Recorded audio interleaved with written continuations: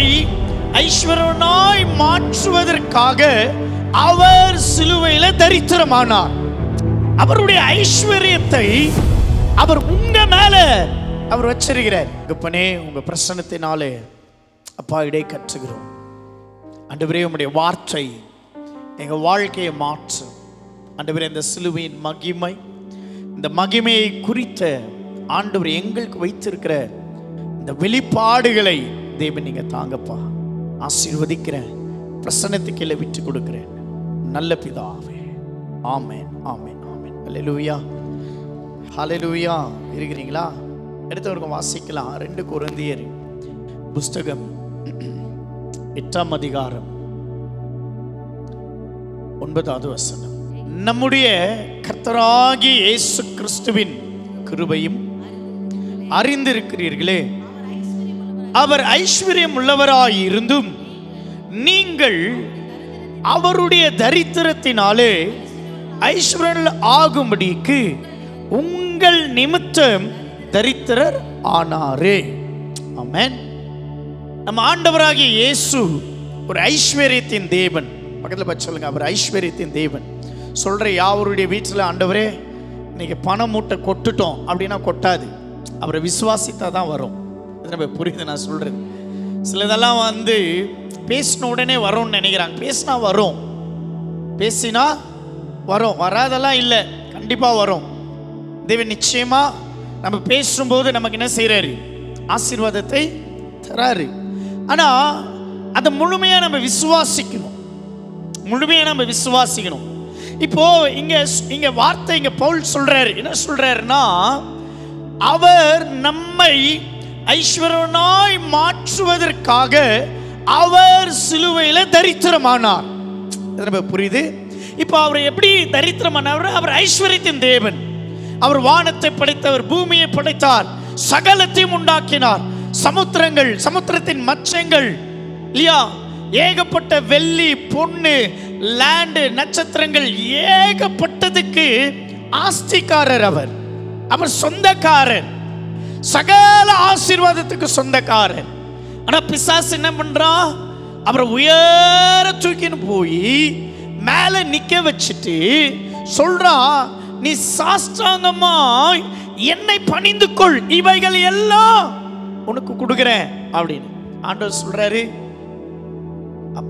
தேவன் ஒருவரை தவிர வேற யாரையும் நான் என்ன பண்ண மாட்டேன், வேற யாரையுமே. அப்போ அங்க என்ன சொல்ல வர்றாரு அப்படின்னா, அவன் பொய்க்கு பிதா, பிசாசானவன் பொய்க்கு பிதா. அவன் வந்து ஏமாற்றுகிறவன். உனக்கு வந்து வா சர்ச்சை விட்டுரு, வாழ்க்கையில மேலே வருவ, எதுக்கு உபவாசம், எதுக்கு ஜெபம், எதுக்கு இவ்வளோ ஸ்ட்ரெயின், எதுக்காக ஓடுற, எதுக்காக வாழ்ற, நீ நல்லா இருக்கணும், நீ சந்தோஷமா, நீ ஜாலியா இருக்கணும், இந்த பூமியில இருக்கும்போது தான் பாவத்தை அனுபவிக்க முடியும், பாவ வாழ்க்கை வாழ முடியும், திருடி சாப்பிட முடியும் இல்லையா, இச்சிக்க இந்த பூமியில தான் பட முடியும், வேற எதுனாலையும் இல்லை, நீ இதெல்லாம் வாழு, நீ இப்படியெல்லாம் இரு அப்படின்ட்டு என்ன பண்றான் சொல்றான். ஆனா ஆண்டவர் சொல்றாரு என்ன தெரியுமா? நீ பொய்க்கு பிதா. பிசாசு வந்து பொய்க்கு பிதா. அவன் பொய் பேசுகிறவன், அவன் பொய் பேசுவான் அவன். ஏன்னா அதெல்லாம் தேவனுடையது, அந்த ஆஸ்தி தேவனுடையது. எத்தனை பேர் ஆமென் சொல்றீங்க? சொல்லுங்க. இந்த பூமிக்குரிய ஆஸ்தி தேவனுடையது. நான் இன்றைக்கு சிலுவையின் ஆசீர்வாதத்தை பேசுகிறேன். நல்லா ஒரு ஆமென் சொல்லுங்களேன். ஆமென். கடந்த நாட்கள் சிலுவையில் நடந்த 3 மணி நேரம் ஒரு கார் இருள். அந்த கார் இருள என்ன நடந்தது என்று கடந்த வாரம் பார்த்தோம். இன்றைக்கு சிலுவையில தேவன் நமக்கு வைத்திருக்கிற ஆசீர்வாதம் எந்த சூழ்நிலை நம்ம விட்டு விலக கூடாது. கம் ஆன் சர்ச், அது நம்மளுடையது, அது தேவன் நமக்கு தந்தது. நல்ல ஒரு ஆமென் சொல்லுங்க. சில பேர் ஆசீர்வாதம் வந்தாலே முகம் அலராது. சில கமெண்ட்ஸ் எல்லாம் வரும். நான் இப்பயும் சொல்றேன், நீங்க பேசும்போது ஞானமா பேசுங்க. என்னைக்காவது ஒரு நாள் அந்த வார்த்தை வெளியே வந்துடும். ஏன்னா வார்த்தை இஸ் a realm. வார்த்தை வந்து சுத்திட்டு இருக்கு. நீங்க என்ன பேசினாலும் அந்த வார்த்தை நேடும் வெளியே வந்துடும். வெளியே வரும்போது இன்னார் இன்னார் என்ற ஒரு எண்ணம் நமக்குள்ள விதைக்க ஆரம்பிச்சிடுவான். என்னதான் தேவன் எல்லாத்தையும் மறந்தாலும் வார்த்தை வந்து சுத்திட்டு இருக்கு. நம்ம என்ன பேசினாலும் அது சுத்தினே இருக்கும், சுத்திட்டே இருக்கும். இப்போ நீங்க நல்லா யோசிங்க, இந்த சபை எக்ஸ்டெண்ட் ஆகணும்னு பேசினேன், எக்ஸ்டெண்ட் ஆச்சு. இந்த சபை உயரணும்னு பேசினேன், உயர்ந்துச்சு. சபையில நிறைய நன்மைகளை பேசிட்டே இருக்கிறோம், அது வந்துட்டே இருக்கு. சில நன்மைகளை பேச பேச நம்ம அடையிறோம். ஏன்னா நாங்க பேசுறோம், அந்த வார்த்தை மாம்சமாய் மாறி வருது. சரிங்களா? நம்ம என்ன பேசுறோம் அதை மாம்ச வார்த்தையாய் மாறி அதை நம்ம கண்ணு பார்க்குது. அதனால நம்ம பேசும்போது ரொம்ப கவனமாய். அப்போ விருப்பம் தீர்மானிக்குது நீங்க எப்படி வாழணும், நீங்க எப்படி இருக்கணும் அப்படின்ற விருப்பம். சில பேருடைய விருப்பம் என்னன்னா, அவங்களை என்னதான் மேல வளரணும் வரணும்னு சொல்லி எவ்வளோ எஃபர்ட் போட்டாலும் அவங்க என்ன மாறுறதில்ல. நிறைய பேர் பாருங்களேன், இந்த பெயிண்டிங் வேலை செய்கிறவங்க, கார்பெண்டர் வேலை, சிவில் ஒர்க்கு சில பேர் செய்வாங்க. சில பேர் அவங்க எடுக்கிற கான்ட்ராக்ட் எல்லாம் கோடி கணக்கில் இருக்கும். ஆனால் அவங்க கோடி கணக்கில் வாழ்வாங்களா, ஆனால் கூலிக்கு கூட வாழ மாட்டாங்க. ஏன்னா இல்லைங்க, அப்படியே இருந்துருங்க, அப்படிதாங்க இருக்கணும், அப்படிதான் இருக்கணும், கஷ்டப்படுவாங்க. ஆனால் என்ன இல்லை, விருப்பம் இல்லை. ஒரு நல்ல துணி போடுறது விரும்ப மாட்டாங்க, இப்படியே இருக்கணுங்க. ஏன் கான்ட்ராக்ட் முன்னாடி இப்படி காமிச்சிக்கினாதான் காசு கரெக்டாக கொடுப்பாரு. இல்லை இல்லை, கான்ட்ராக்ட் முன்னாடி நீ நல்லா காமி, அதிகமாக கொடுப்பாரு. நல்லா புரியுதுங்களா? நம்மள எப்படி காமிக்கிறோன்றத பொறுத்து தான். நீங்க நல்லா யோசிச்சு பாருங்க, கார்ல போனா ஒரு காணிக்கை, டூ வீலர்ல போனா ஒரு காணிக்கை. இப்போ ஜனம் எதை பார்க்குறாங்க யோசிச்சு பாருங்க. இப்போ ஃப்ளைட்ல போறேன், பாஸ்டர் ஃப்ளைட் டிக்கெட் போட்டிருக்கேன், நான் வந்து இறங்குறேன், கார் அனுப்பிச்சு விடுங்க, என்னை வந்து பிக்கப் பண்ணிக்கங்கன்ற. அப்போ அவர் யோசிக்கிறாரு, ஃப்ளைட்ல வராரு, பாஸ்டர் பெரிய இடம் மாதிரி தருது இல்லையா, சொல்றோமா இல்லையா, பெரிய இடம் மாதிரி தெரியுது. அதனால என்ன பண்ணோம், நல்ல காணிக்கைய. இப்ப அவருடைய எண்ணம் எப்படி வந்துச்சு, வார்த்தை நான் அதை தான் பிரசங்கிக்க போறேன், நான் தேவனை குறித்து தான் பேச போறேன். ஆனா அந்த அப்பியரன்ஸ் அவருடைய இருதயத்தை மாத்துது. கமான் கமான், அந்த இருதயத்தை மாறுது, அந்த இருதயம் தானா மாறுது, தானா நடக்குது. இங்க ஆண்டவர் இயேசு அவர் தரித்திரமானார், நம்மள ஐஸ்வர்யனாய் மாத்திட்டார். இப்ப ஏன் இன்னும் நம்ம ஐஸ்வர்யனாய் மாறலன்னா, சில சாபங்கள் நம்மளை சூழ்ந்து கொண்டே இருக்கு. சில சாபங்கள்ல இருந்து நம்ம என்ன பண்ணல, வெளியே வரல. புரியுது நான் சொல்றது? இன்னும் வெளியே வரல. வாசிக்கலாம் அப்படியே பாருங்க, காமிக்கிற ஆதியாகமம் 3ஆம் அதிகாரம் 14வது வசனத்தை வாசிங்க அப்படியே.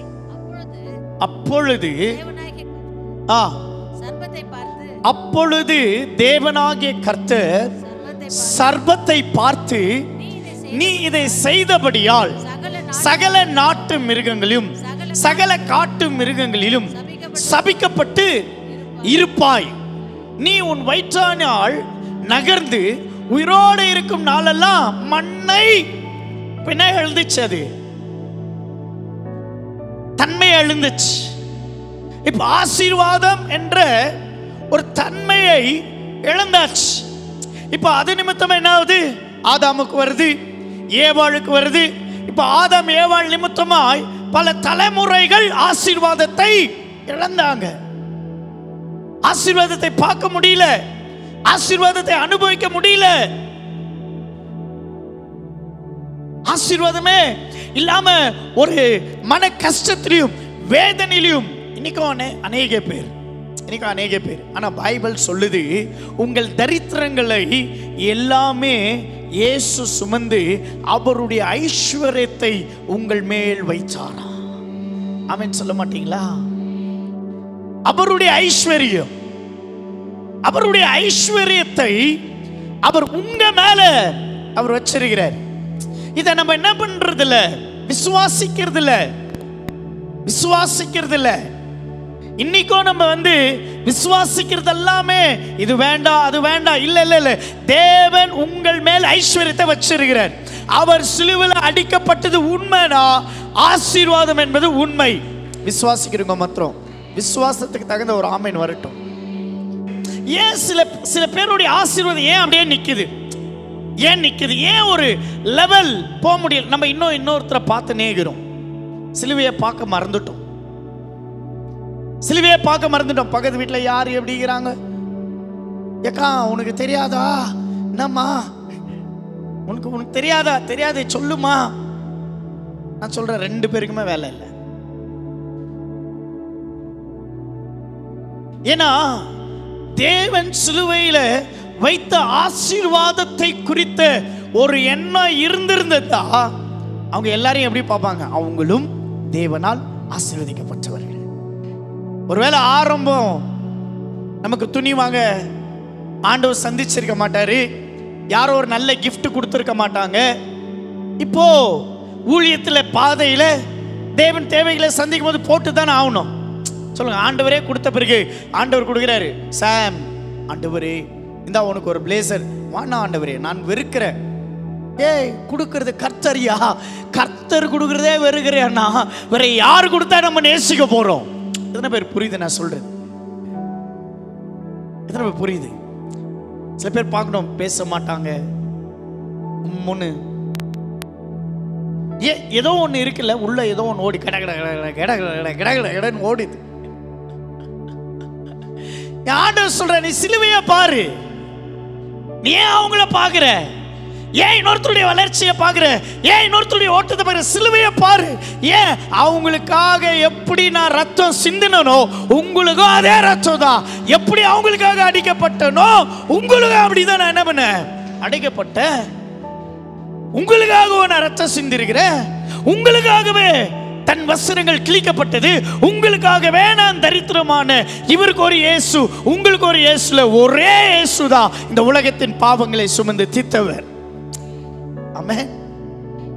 இப்ப இந்த கீழ்ப்படியாமையினால வந்த சாபம், கீழ்ப்படியாமையினால வந்த சாபம் கீழ்ப்படிகிறது இல்லை. நீங்க பாருங்க, இந்த பூமியில நான் சொல்றேன், இதை நீங்க எவ்வளவு சீரியஸா எடுத்துக்கிறீங்களோ அவ்வளவு நீங்க ஆசீர்வதிக்கப்படுறீங்க. பாருங்க, நீங்க நல்லா புரிஞ்சுக்கொள்ளுங்க, இந்த பூமியில நீங்க ஆசீர்வதிக்கப்படலைன்னா ஏதோ ஒரு விதத்துல நீங்க கீழ்ப்படியாம இருக்கிறீங்க, ஏதோ ஒரு விதத்துல கீழ்ப்படியில, தேவ வார்த்தைக்கு கீழ்ப்படியில, ஊழியர்களுடைய வார்த்தைக்கு கீழ்ப்படியில, பரிசுத்த ஆவியானுடைய வார்த்தைக்கு கீழ்ப்படி, அந்த கீழ்ப்படியாமை இன்னும் நம்மள சாபத்துல வச்சிருக்குது. ஹலோ, இருக்கிறீங்களா? ஏன்னா அந்த கீழ்ப்படியாமை, ஆதாம் ஏவாளனுடைய கீழ்ப்படியாமை நிமித்தமாய் இந்த பூமியில் அவர்கள் சபிக்கப்பட்டவர்கள். இந்த பூமி சபிக்கப்படல, ஏன்னா இந்த பூமி ஆசீர்வதிக்கப்பட்டிருந்தது. ஏன்னா ரத்தம் சிந்துவதற்கு முன்பதாகவே ஈசாக்கு விதைவிதைத்தான், கர்த்தர் 100 மடங்கு இந்த பூமியில ஆசீர்வதிச்சாரு, யாக்கோபை ஆசீர்வதிச்சாரு, ஆபிரகாமை ஆசீர்வதித்தாரு. அந்த தேவன் இந்த பூமியை ஆசீர்வாதமா வச்சிருக்கிறாரு. ஆனால் ஆதாம் ஏவாள் தான் வார்த்தையினால் என்ன பண்ணாங்க, சபிக்கப்பட்டு போனாங்க. பாருங்க, இப்போ ஒரு நல்ல ஆசீர்வாதத்தை காண்பிக்கிறேன், நல்ல ஆசீர்வாதத்தை காண்பிக்கிறேன். எடுத்துக்கோங்க, உபாகமம் 28ஆம் அதிகாரம் 1 அப்படியே வாசிக்கலாம் பாருங்க. சில ஆசீர்வாதங்களை உங்களுக்கு நான் காண்பிக்கிறேன் பாருங்க. வாசிங்க, Deuteronomy chapter 28. இன்று நான் உனக்கு விதிக்கிற உன் தேவனாகிய கர்த்தருடைய கட்டளையின்படி எல்லாம் செய்ய கவனமாய் இருக்கும்படி அவருடைய சத்தத்துக்கு உண்மையாய் நீ செவி சாய்ப்பாயா? உன் தேவனாகிய கர்த்தர் பூமியில் உள்ள சகல ஜாதிகளிலும் உன்னை மேன்மையாக வைப்பார். எத்தனை பேர் புரியுது? ஆண்டவர் சொல்றார், இப்பொழுது சொல்றேன், நான் உன்கிட்ட பேசுறேன். ஆதாமே ஏவாளே உன்கிட்ட பேசுறேன். எந்த ஆதாம்? சிலுவையில இயேசு நமக்காய் சிந்தின அந்த இரத்தத்தினால பிறக்கப்பட்ட ஆதாமே, சிலுவையில இயேசு நம்முடைய தரித்திரங்களை எல்லாம் சுமந்து தீர்த்த அவருடைய ஆசீர்வாதத்தை பெற்றுக்கொண்ட ஏவாளே, ஆண்டவர் உங்களை பார்த்து பேசுகிறார். என்ன பேசுகிறா? இப்பொழுது நான் சொல்றேன், சகல ஆசீர்வாதத்தை கவனமா கேளு. ஏன் ஆசீர்வாதம் இல்ல? ஹலோ, இருக்கிறீங்களா? ஏன் ஆசீர்வாதம் இல்ல? இப்ப சொல்றாரு பாருங்க, அவர் சொல்றாரு, நீ உன் தேவனாகிய கர்த்தரின் சத்தத்துக்கு செவி கொடுக்கும் போது இப்பொழுது சொல்லப்படும் ஆசீர்வாதங்கள் எல்லாம் உன்மேல் வந்து உனக்கு பலிக்கும். எத்தனை பேர் ஆமென் சொல்றீங்க? கையை உயர்த்தி சொல்லுங்க, ஆண்டவரே இப்ப நீங்க பேச போற ஆசீர்வாதம் என் குடும்பத்தில் என் பிள்ளைகளுக்கு நான் சொல்கிறேன், நான் ப்ராஃபட்டிக்காக சொல்கிறேன், ஏற்றுக்கொள்ளுங்க, ஆசீர்வதிக்கப்படுங்க. ஏற்றுக்கொள்ளாதுங்க, இன்னொருத்தர் ஆசீர்வாதத்தை பார்த்தாவது நீங்கள் ஆசீர்வதிக்கப்படுங்க. ஆண்டவரே, இப்பொழுது நாங்கள் சொல்லப்படக்கூடிய அந்த ஆசீர்வாதங்கள் எல்லாம் இன்னைக்கு ரிவைவல் சபையின் மேலே, ஆண்டவரே எங்கள் ஜனத்தின் மேலே, ஆண்டவரே இந்த ஆராதனையின் மேலே, ஆண்டவரே இப்பொழுதே பலிப்பதாக, பலிக்கட்டும். ஆண்டவர் சொல்றாரு, இப்பொழுது சொல்லப்படும் ஆசீர்வாதம் எல்லாம் உன்மேல் வந்து உனக்கு பலிக்கும். எப்படி சொல்றாரு? உன்மேல் வரும். ஆமென் சொல்லுங்க.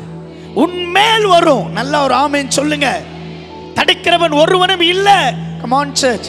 உங்கள் ஆசீர்வாதங்களை தடுக்கிறவர் இந்த பூமியில ஒருத்தரும் பிறக்கவில்லை.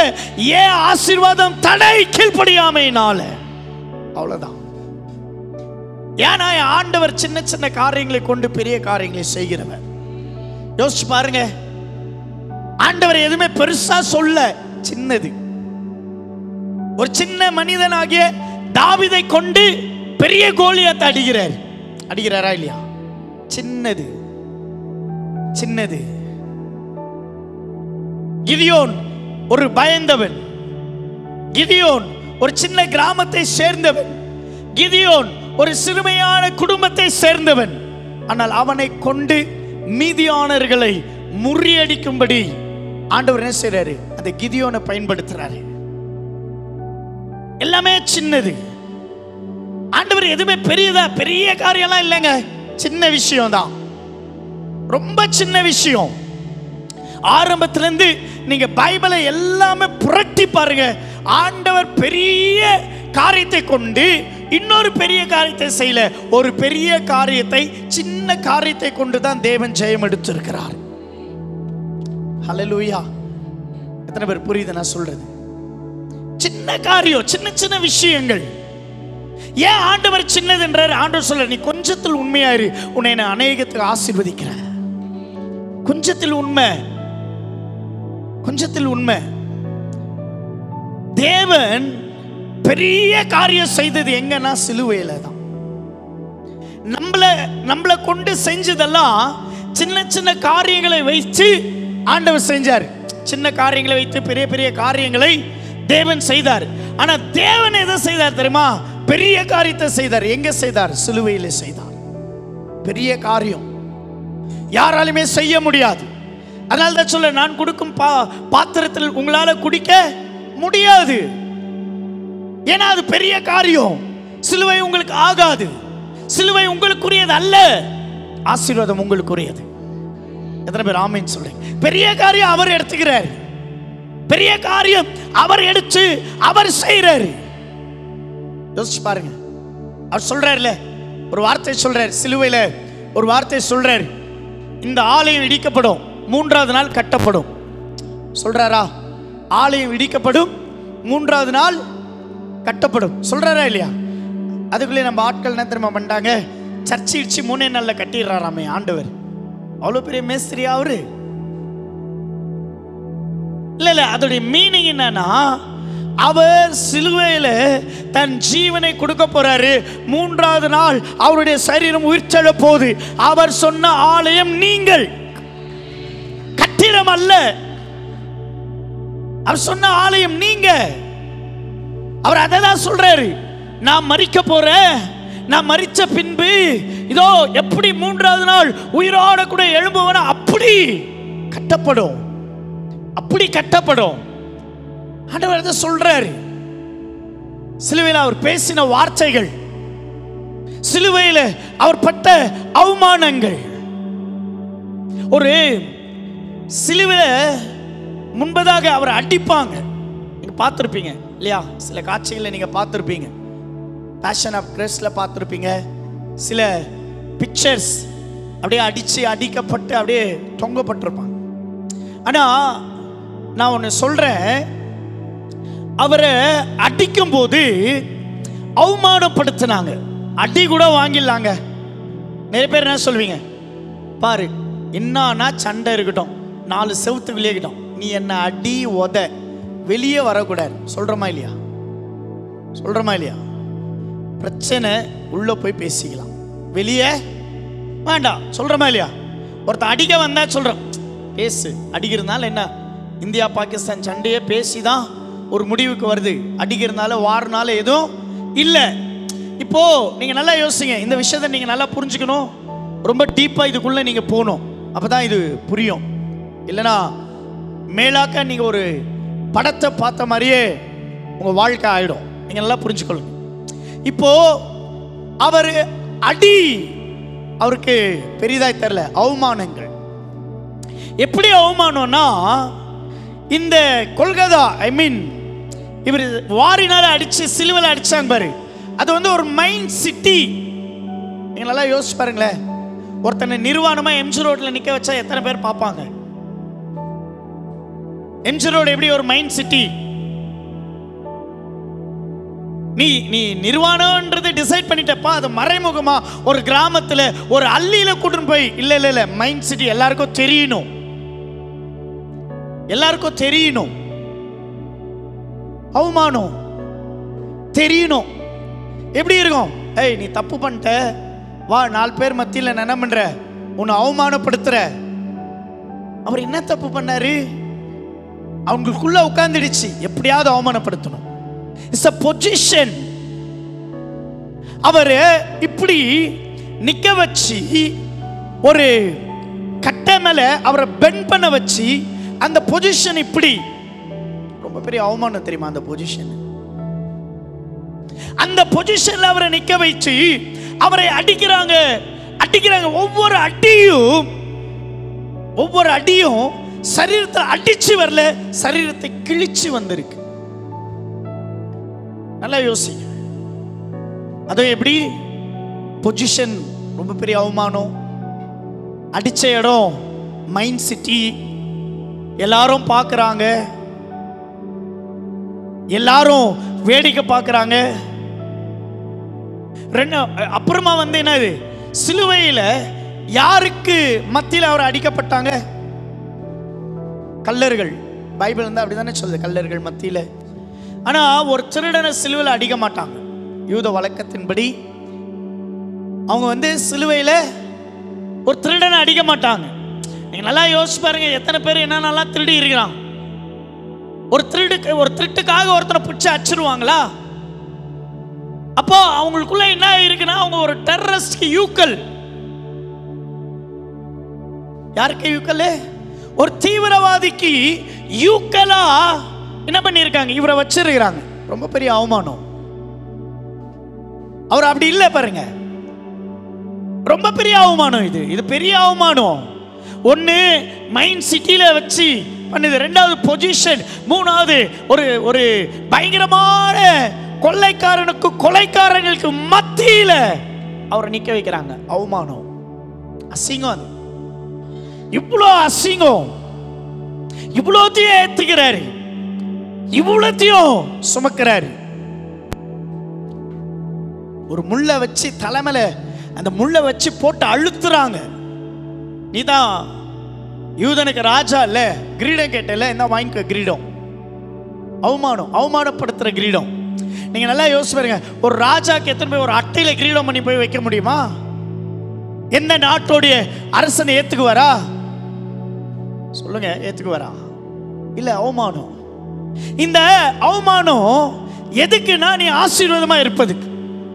நீங்க யார் மத்தியிலும் அவமானப்படக்கூடாது, எந்த கடன்கார மத்தியிலும் அவமானப்படக்கூடாது, எதனால நீங்க வீதியில நிக்க கூடாது, எங்கேயுமே நீ வீதியில வந்து நீங்க ரோட்டுக்கு வரக்கூடாதுங்க. அவரை ரோட்ல அடிச்சாங்க. புரிஞ்சுக்க மாத்திரம் யோசிச்சு பாருங்க. நீங்க அவமானப்படக்கூடாது. எப்படி இருக்கும்? ரோட்ல ஒருத்த ட்ரெஸ்ஸை பிடிச்சி இப்படி கிழிச்சுட்டா எப்படி இருக்கும் சொல்லுங்க? டிவி, பேப்பர், நியூஸ் ಎಲ್ಲಾತ್ಲೂ ಓ ಇಪ್ಪಡಿಯಾಯಿ ಮೈನ್ ರೋಟಲ್ ಪಟ್ಟ ಪಗಲಿಲ್ ಈ ಸಮಯದಲ್ಲಿ ಮುಂಚಾನೆ ಸಮಯದಲ್ಲಿ ಬೆಳಗ್ಗೆ ಏನಾಯ್ತು ಗೊತ್ತಾ? ಯಾವ ತರ ನ್ಯೂಸ್ ಅದು? ಯಾವ ತರ ನ್ಯೂಸ್? ಆ ಹುಡುಗ ಏನು ಮಾಡಿದನೋ ಗೊತ್ತಾ? ಇವ್ನು ನೋಡಿದ್ರೆ ಒಂಥರ ಕಾಣ್ತಾ ಇದೆ, ಇವನ ಹಿಂದೆ ತುಂಬಾ ದೊಡ್ಡ ಸ್ಟೋರಿ ಇದೆ. ஒரு ஸ்டோரியும் இருக்காது. தெரியாம துணியை பிடிச்சிருப்பான், அது கிழிஞ்சிருக்கும். அந்த அவமானத்தினால இப்ப இவனை என்ன பண்ணிங்கிறாங்க? அவமானப்படுத்திங்கிறாங்க. சின்ன விஷயம் யோசிச்சு பாருங்க. ஒரு அவமானத்தை உங்களுக்கு வரக்கூடாதுன்றது அவருடைய தீர்மானம்னா எப்படி தேவன் உங்களை வெட்கப்படுத்துவாரு? எத்தனை புரியுது? எத்தனை புரியுது? இப்போ சொல்லப்படக்கூடிய ஆசீர்வாதம் என் மேல வரும். சொல்லுங்க பார்க்கலாம், கரங்களை உயர்த்தி சொல்லுங்க. இப்பொழுது சொல்லப்படக்கூடிய ஆசீர்வாதங்கள் அது என் மேல் வந்து பலிக்கும். ஆமென் சொல்ல மாட்டீங்களா? வாசிக்கலாம். இப்போ பலிக்கிற ஆசீர்வாதங்களை பாருங்க. நீ பட்டணத்தில் ஆசீர்வதிக்கப்பட்டு இருப்பாய், வெளியிலும் ஆசீர்வதிக்க. எந்த பட்டணத்தில் உங்கள் ஆசீர்வாதத்துக்காக அவர் அவமானப்பட்டாரோ அதே பட்டணங்களிலே அவர் உங்களை ஆசீர்வதிக்கிற வல்லவராய் இருக்கிறார். கமான், ஹல்லேலூயா. சொல்றார், உன் கர்ப்பத்தின் கனியும் உன் நிலத்தின் கனியும் உன் மாடுகளின் பெருக்கமும் உன் ஆடுகளின் மந்தையும் ஆகிய உன் மிருக ஜீவன்களின் பலனும் ஆசீர்வதிக்கப்பட்டிருக்கும். ஆமென். நம்ம பொருளாதாரங்கள் ஆசீர்வாதமாக இருக்கும். சொல்ற, உன் கூடையும் என்ன சொல்றாரு? உன் கூடையும் மாவு பிசைகிற உன் தொட்டியும் கூட ஆசீர்வாதமா இருக்கும். ஹல்லேலூயா. ஏன் தெரியுமா? அவரு தண்ணி கேட்டாரு, அவர் குடிக்க தண்ணி கேட்டாரு. இந்த தண்ணியை என்ன பண்ணாங்க? கசப்பு நிறைந்த காடியை கொடுத்தாங்க, இந்த குடி. ஏன் தெரியுமா? அவர் கசப்பை ஏத்துக்கினாரு, தேவன் ஆசீர்வாதமான தொட்டியை நமக்காய் மாற்றுவதற்கு. அவர் அதெல்லாம் எடுக்கிறார். நீங்க இந்த டியூட்டோனமி நீங்க பாத்தீங்கன்னா இது டோட்டலா சிலுவைக்கு ஒப்பா இருக்கும். 28 சிலுவைக்கு நேராய் பேசுவார். நான் சொல்ற கீழ்ப்படி. இப்பொழுது சொல்லப்படக்கூடிய ஆசீர்வாதம் என்ன? பட்டணத்தில் ஆசீர்வாதம், வெளியில ஆசீர்வாதம், உங்கள் வீட்டின் மந்தைகள் பெருக்கங்கள் ஆசீர்வாதம். இப்போ உங்க வீட்டு கூடை மாவு பேசுகிற தொட்டி கர்த்தரால் ஆசீர்வதிக்கப்பட்டிருக்கும். ஆமென் சொல்லுங்களேன். இப்ப சொல்றாரு, நீ வருகையிலும் ஆசீர்வதிக்கப்பட்டு இருப்பாய், நீ போகிலும் ஆசீர்வதிக்க. சபைக்கு வரும்போது எப்படி வரணும்? ஆசீர்வாதமா வரணும். எப்படி வரணும்? பகல வச்சு சொல்லுங்க, ஆசீர்வாதமா வரணும். பித்தளையெல்லாம் போடாம கோல்டா போட்டுன்னு வரணும். பித்தளையை கழட்டி வச்சுட்டு ஓ வேணா, நீ வேணான்றதுனால தான் அது வரமாட்டு, வேணும்னுங்க. எத்தனை பேர் புரியுது நான் சொல்றது? நீ வருகையில் ஆசீர்வதிக்கப்பட்டு இருப்பாய். சில பேர் சொல்லுவாங்க, உன்னை கல்யாணம் பண்ணிக்கும் போது நீ என்ன எத்துன்னு வந்த? ஏய், நானே ஆசீர்வாதமா வந்தையா? யாருன்னா கேட்டா சொல்லுங்க. அடிக்கடி கேட்கறது. எங்க அப்பா எங்க அம்மாவை பார்த்து கேட்குவாரு, உங்க அப்பா ராமன்கிறாரு 3 பொட்டியில. ஐயோ, எங்க அம்மாவுக்கு மறந்துட்டு பேசிக்கிறேன்னு நாடியே குத்தாமிச்சா. பொட்டியில 3 துணியை குத்து, ஐயோ ஒரு இரும்பு பொட்டியை குத்தாமிச்சாரு. நான் சொல்ல, எங்க அப்பாவுக்கு எங்க அம்மா ஆசீர்வாதம். எங்க அப்பாவுக்கு எங்க அம்மா இல்லைன்னா நீங்க எங்க அப்பாவை எந்திருக்க மாட்டாரு. எது ஆசீர்வாதம்? அவங்க சொத்தை எத்தனை வருது? ஆசீர்வாதம். சொன்னோம், என்ன எத்தனது? ஹே, நான் வருதே ஆசீர்வாதம். பவன் அடிக்கடி கேட்குவாரு. ரேச்சல் சொல்லணும், நானே பிளெஸ்ஸிங்கயா, நானே பிளெஸ்ஸிங். நிறைய பேர் டக்குன்னு அப்படி போய்ட்றோம். என்ன எத்தனை வந்த? என்ன எத்தனை வரணும்? நீ என்ன எத்தனை வந்த? நான் வந்து மத்திய 5:5 கரெக்டாக தான் சொல்லும். என்ன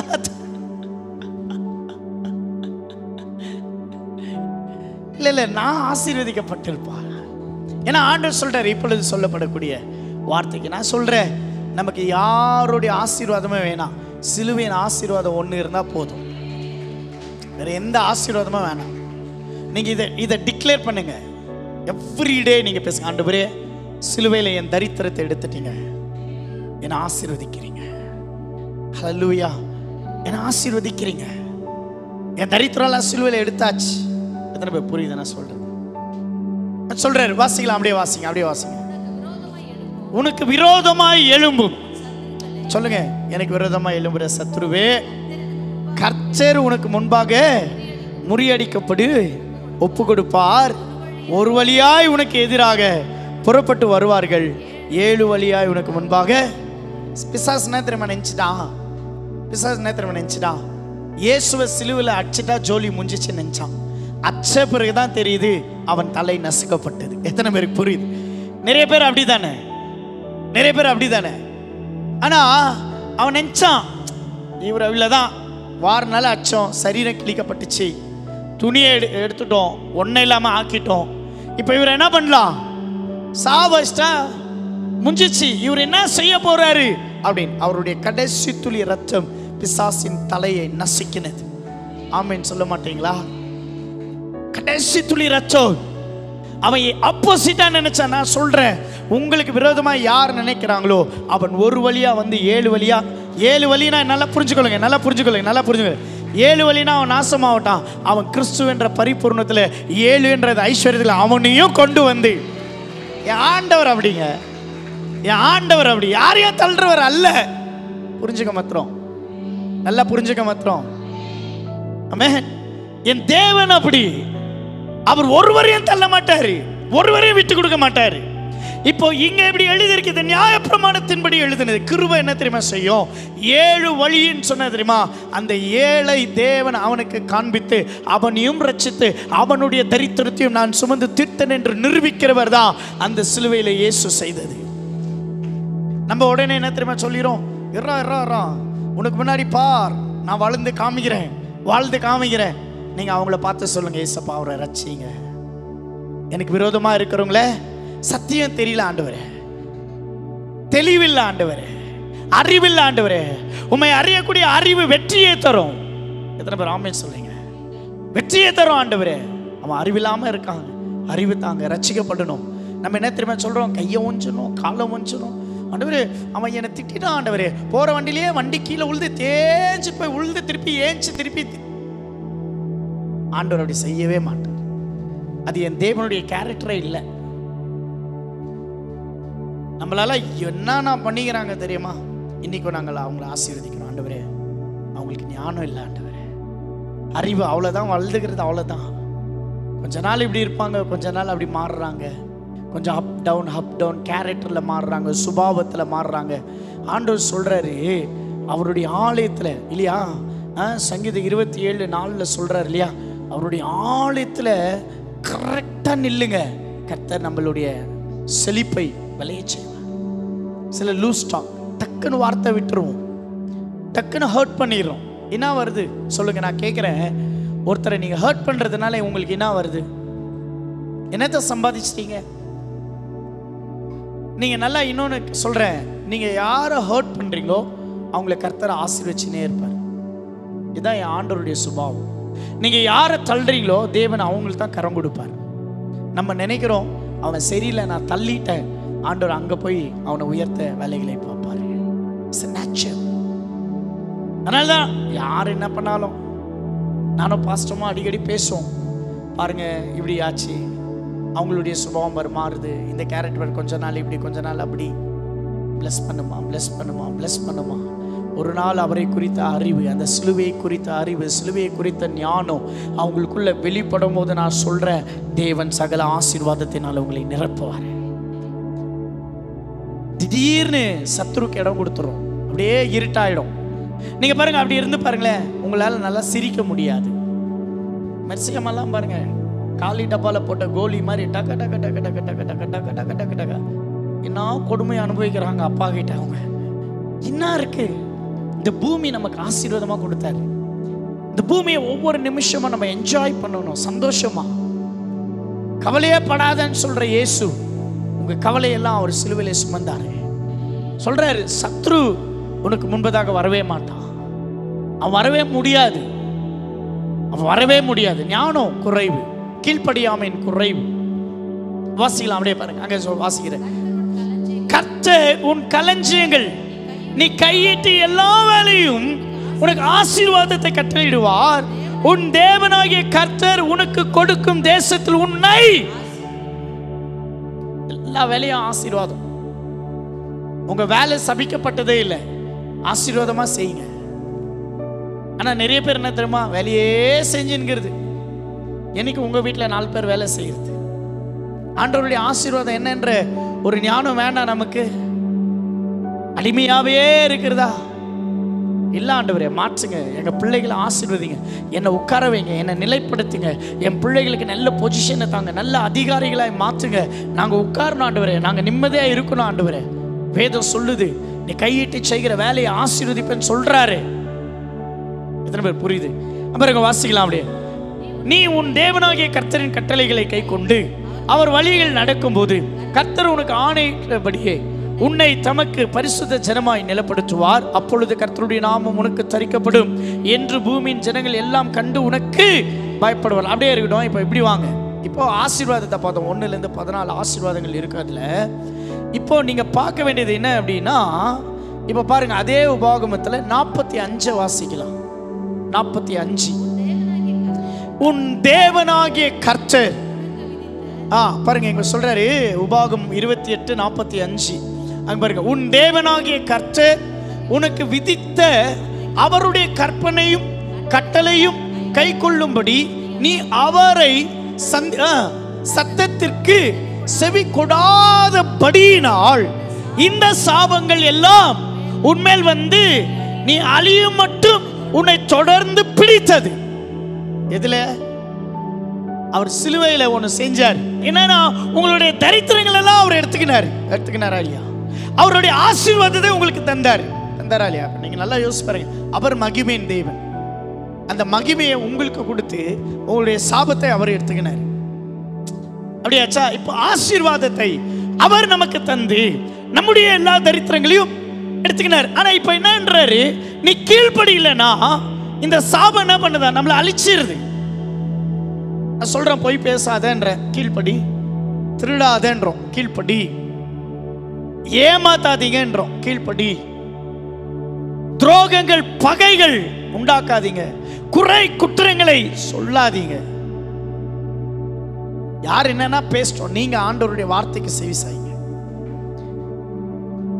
ஒருத்தர் பேசுனா நம்ம பேசக்கூடாது. நம்ம ஆண்டவர் சத்தத்துக்கு கவனமா இல்லைங்க, வரேங்க, கொஞ்சம் வேலையாகிறேன், பிஸியாகிறேன், போய் வீட்டில் போய் நல்லா சாப்பிட்டு தூங்கிடுங்க. அந்த நேரத்தை கொடுக்காதீங்க. ஏன்னா அந்த நேரம் பிசாசு வஞ்சிப்பான். பிசாசு வஞ்சிக்கப்பட்டுட்டானா நீங்க நல்லா யோசிச்சு பாருங்க, அது நம்மளை அழிக்கிற வரைக்கும் விடாது. அதை அழிச்சிடும். கட்சியில் வீடு இல்லாமல் பண்ணிடும், துணி இல்லாமல் பண்ணிடும், நகை இல்லாமல் பண்ணிடும், 4 பேர் மத்தியில் கௌரவம் இல்லாமல் பண்ணிடும், எங்கேயோ நல்லது கெட்டதுக்கு போக விடாமல் பண்ணிடும். அப்படியே கூடி குறுகி ஒரே இடத்துல வாழ்கிற மாதிரி நம்மளை என்ன பண்ணிடுவான்? அழிச்சிருவான். அவர் சொல்கிறாரு, நான் சொல்கிற சத்தத்துக்கு நீ செவி சாயின்னு நான் சொன்னேன்ல, நீ செவி மட்டும் சாய்க்கலன்னா, செவி மட்டும் நீ சாய்க்கலன்னா பாருங்க, இன்னைக்கு வரைக்கும் பலிபீடத்துலேருந்து சொல்கிறேன், பலிபீடத்து எதுனா சொல்லணும்னா டைரெக்டாக சொல்லிடுறோம், அப்பயே கேட்டுடுறோம்.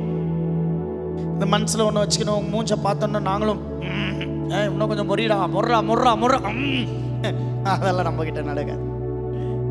நம்ம கர்த்தருடைய சத்தத்துக்கு செவி சாய்க்கிறோம், ஆண்டவருடைய சத்தத்துக்கு செவி சாய்க்கிறோம். ஆண்டவர் பேசுற, தேவன் பேசுகிறார். எத்தனை பேர் ஆமென் சொல்றீங்க?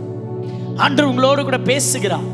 அவர் தரித்திரங்களை எல்லாத்தையும் அவர் ஏத்துக்கினார், எல்லாத்தையும் ஏத்துட்டார், உங்களை ஐஸ்வர்யமாய் வச்சிருக்கிறார். நீங்க செவி சாய்க்கலன்னும் போது அது உங்களை அழிச்சிருது. அழிக்குதா இல்லையா? சொல்றாரு இல்ல, அழிச்சிடுறாரு. அங்க பாருங்க, அப்படியே வாங்க, இன்னொரு வசனத்தை நான் காண்பித்து அப்படியே நம்ம ஜெபிக்கிறேன். 46, உன்னில் உன் சந்ததியிலும் என்றென்றைக்கும் அடையாளமாகவும் அற்புதமாகவும் இருக்கும் சகல பரிபூர்ணகையில் நீ மனமகிழ்ச்சியோடு களிப்போடும் உன் தேவனாகிய கர்த்தரை சேவையா மற்றது நிமித்தம். அப்படின்னா நீ சர்ச்சில் வந்தீனா, நீ வீட்டில் இருந்தீனா, நீங்க வேதத்தை திறந்தீங்கன்னா, நீ கர்த்தரை ஆராதிச்சுனா மனமகிழ்ச்சி ஆராதனை பண்ணு. இருக்கிறீங்களா? சந்தோஷமா ஆராதனை பண்ணுங்க, நல்ல ஆண்டவரை துதிங்க. இங்க பாருங்க, இங்க கடைசியாக 1 கொரிந்தியர் 1ஆம் அதிகாரம் கடைசியாக வாசிக்கலாம். 22வது வசனம். யூதர்கள் அடையாளத்தை கேட்கிறார்கள், கிரேக்கர் ஞானத்தை தேடுகிறார்கள். யூதர்களுடைய அடையாளம் என்ன தெரியுங்களா? யூதன் பெரிய பெரிய அடையாளத்தை கேட்டுட்டு இருப்பான். ஒரு சின்ன காரியத்தை கொண்டு பெரிய காரியத்தை தேவன் செய்வார்ன்றது அவனுக்கு இல்லை. ஏன்னா சிலுவை என்பது ஒரு மதிக்க முடியாத ஒரு பேட்டர்ன். மதிக்கவே மாட்டாங்க. யார் சிலுவையை மதிப்பாங்க? மரண சின்னம் அது இல்லையா? தப்பு பண்ண தூக்கி 4 ஆணி அச்சு தொங்க விட்டுருவாங்க. சாவலனா எலும்ப உடைப்பாங்க. இப்போ மரண சின்னம், இப்போ அது வந்து அற்பமானது, அற்பமான சின்னம். அது சிலுவை வந்து யூதருடைய பார்வையில் எப்படி அற்பமானது, லேசியா, இதை கொண்டு யார் ரட்சிப்பாங்க, இதை கொண்டு யார் விடுதலை ஆக்குவாங்க, இதை கொண்டு யார். இப்போ நம்மளை கூட பாருங்க, சில பேர் அற்பமாக பார்க்குவாங்க, ஆனால் உங்களை கொண்டு தான் ஆச்சரியங்களை செய்வார். ஆமீன் சொல்றவங்களுக்கு மட்டும் செய்யுங்க ஆண்டவர், மிச்ச பேர் இதெல்லாம் என் அக்கௌண்ட்டுக்கு வந்துட்டோம். ஹலோ, ஏன்னா பாருங்க, நீங்க நல்லா யோசிங்க. அது அற்பமாய் பார்த்ததுனால அவங்களுக்கு அதோடைய வேல்யூ தெரியல. அதனால யூதர்கள் அடையாளத்தை கேட்கிறாங்க. இயேசு சிலுவையில் அவர் அடையாளமாய் மாறினார். ஏன்னா அது சின்னதை அவங்களால அக்செப்ட் பண்ண முடியாது. பெரிய பெருசா இருக்கணும், நைல் நதி இருக்கணும், சமுத்திரங்கள் இருக்கணும், பெரிய பெரிய காரியம் இருக்கணும், அப்படிதான் அவங்க நம்புவாங்க.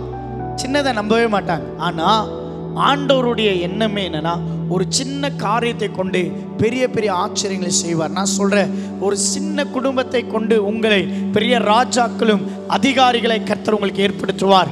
உங்களை சின்ன பிசினஸை கர்த்தர் பெரிய அளவில் ஆசீர்வதிப்பார். ஒரு சிறிய குடும்பத்தை கர்த்தர் இந்த பூமியில உயர்த்தி மகிழச் செய்வார். உங்களுடைய சிறு பிரயாசத்தை தேவன் ஆசீர்வதிப்பாராக. எத்தனை பேர் ஆமென் சொல்றீங்க?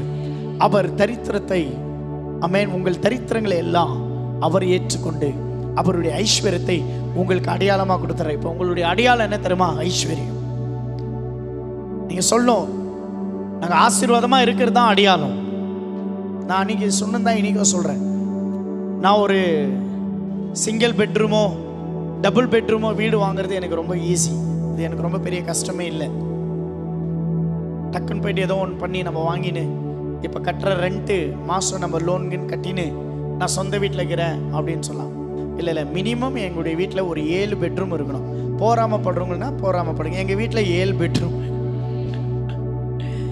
ஏன் நான் அதை விரும்புகிறேங்க, நான் அதை விரும்புகிறேன். என் வீடு இப்படி தான் இருக்கணும்.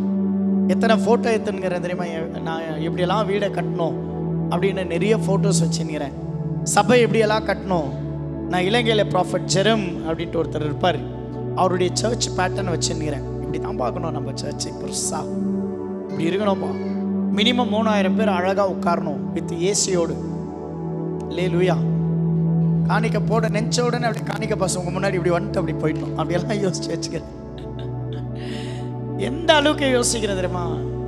ஒரு சின்ன சபை, ஒரு சின்ன ஷீட்டில் இருந்த ஒரு 300 ஸ்கொயர் ஃபீட் சபையை இன்னைக்கு 2000 ஸ்கொயர் ஃபீட்டுக்கு யோசிச்சு இன்னைக்கு அழகாக நம்ம பண்ணி வச்சுக்கிறோன்னா, அப்போ நம்மளுடைய சபை வர நாட்கள் நம்ம இன்னும் நல்லா யோசிச்சிருப்பேன்.